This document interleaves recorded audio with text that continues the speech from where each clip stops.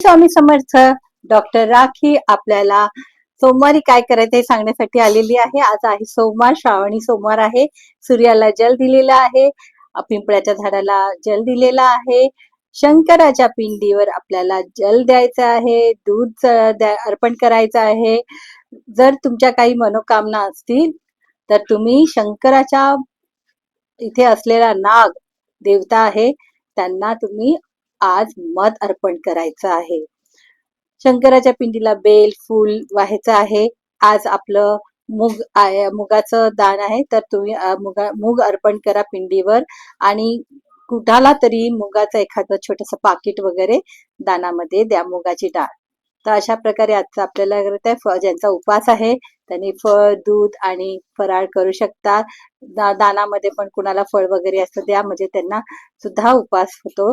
काही नाही झालं तर चहा द्या, चहा कॉफी पण चालते.